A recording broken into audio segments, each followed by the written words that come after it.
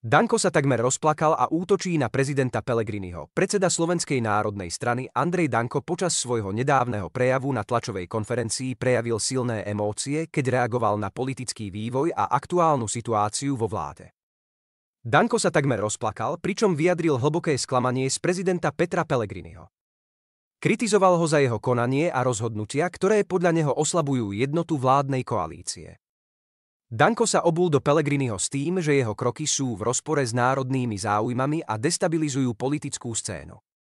Tento emocionálny výstup bol pozoruhodný, keďže Danko sa bežne prezentuje ako sebavedomý a racionálny líder. Verejnosť i politickí analytici sa zamýšľajú, či tieto emócie naznačujú hlbšie napätie vo vnútri vládnej koalície. Atentátnik podozrivý z pokusu o vraždu Trumpa priznal svoj úmysel, muž podozrivý z pokusu o atentát na bývalého prezidenta USA Donalda Trumpa v septembri priznal svoj úmysel ho fyzicky zlikvidovať. V liste, ktorý zaslal úradom, detailne opísal svoj plán a motivácie. Podľa správ mal tento muž v úmysle zabiť Trumpa kvôli jeho politickým postojom a vplyvu na krajinu. Tento pokus o vraždu bol odhalený skôr, než mohol byť realizovaný, vďaka dôkladnému vyšetrovaniu bezpečnostných zložiek. Trump sa k tejto udalosti nevyjadril verejne, no bezpečnostné opatrenia okolo jeho osoby boli následne výrazne posilnené. Tento prípad vzbudil v USA obavy z politického násilia a ďalších pokusov o útoky na významných lídrov. Zelenský je najlepší obchodník, tvrdí Trump. Donald Trump sa v nedávnom rozhovore vyjadril, že ukrajinský prezident Volodymyr Zelenský je najlepší obchodník, ktorého kedy videl. Trump ocenil Zelenského schopnosť vyjednávať a získať rozsiahlu finančnú a vojenskú podporu od západných krajín, predovšetkým od Spojených štátov. Trump, známy pre svoj kritický postoj k zahraničnej pomoci, však naznačil, že je obdivuhodné, ako Zelenský dokáže presvedčiť svetových lídrov, aby podporovali Ukrajinu vo vojne proti Rusku. Tento komentár prišiel v čase, keď sa diskusia o ďalšej americkej pomoci Ukrajine stáva čoraz viac polarizujúcou tému v USA a Trump sa snaží profilovať ako kandidát, ktorý by sa sústredil viac na domáce záujmy. CRto, celá Európa obchoduje s Rusmi, len to robia tajne, my to neskrývame. Maďarský minister zahraničných vecí Péter Szijjártó vo svojom vyjadrení opäť obhajoval maďarskú politiku voči Rusku. Podľa neho celá Európa stále obchoduje s Ruskom, aj keď to robí tajne a snaží sa tieto transakcie maskovať pred verejnosťou. Szijjártó však zdôraznil, že Maďarsko takúto politiku neskrýva a otvorene spolupracuje s ruskými partnermi. Argumentuje tým, že táto spolupráca je nevyhnutná pre zabezpečenie energetických a hospodárskych potrieb Maďarska. Tento postoj je v rozpore s postojmi mnohých krajín Európskej únie, ktoré uvalili na Rusko sankcie po jeho invázii na Ukrajinu.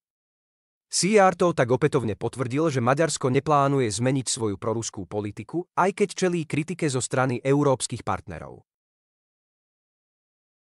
Prieskum: voľby by opäť vyhral Ficov Smer. Podľa najnovšieho prieskumu by voľby na Slovensku znovu vyhrala strana Smer SD na čele s Robertom Ficom. Smer by získal najviac hlasov, čím by si udržal vedúcu pozíciu na slovenskej politickej scéne. Prieskum ukazuje, že Fico a jeho strana majú stále silnú podporu. Napriek turbulentným politickým udalostiam a rastúcej kritike, Fico sa prezentuje ako líder, ktorý garantuje stabilitu a silné vedenie, čo oslovuje značnú časť voličov, predovšetkým z radou tých, ktorí sú nespokojní so súčasným stavom v krajine. Jeho rétorika o ochrane národných záujmov a kritika Západu rezonuje medzi voličmi, ktorí hľadajú silnú protiváhu voči liberálnej opozícii a zahraničným vplyvom. Druhé a tretie miesto v prieskume obsadili Progresívne Slovensko a Hlas SD, ktoré tiež bojujú o priazeň voličov. Tento výsledok naznačuje, že politická scéna na Slovensku zostáva rozdelená medzi tradičné a nové strany, pričom Fico a jeho strana naďalej dominujú. Výsledky prieskumu naznačujú možnosť, že Smer bude opäť kľúčovým hráčom v zostavovaní budúcej vlády. Premiér Fico pozval Šimečku, Grehlinga a Majerského na úrad vlády. Slovenský premiér Robert Fico prekvapil politickú scénu tým, že pozval lídrov opozície Michala Šimečku PS, Branislava Grehlinga SAS a Milana Majerského KDH na stretnutie na úrad vlády.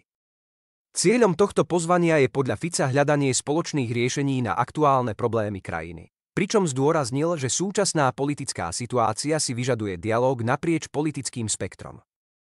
Tento krok môže signalizovať, že Fico si uvedomuje potrebu spolupráce aj so stranami mimovládnej koalície, aby zabezpečil stabilitu a prijímanie dôležitých rozhodnutí v parlamente.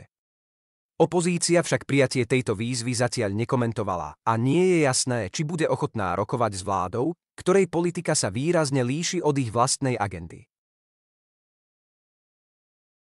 Získaj najnovšie informácie a exkluzívny obsah priamo do svojej schránky.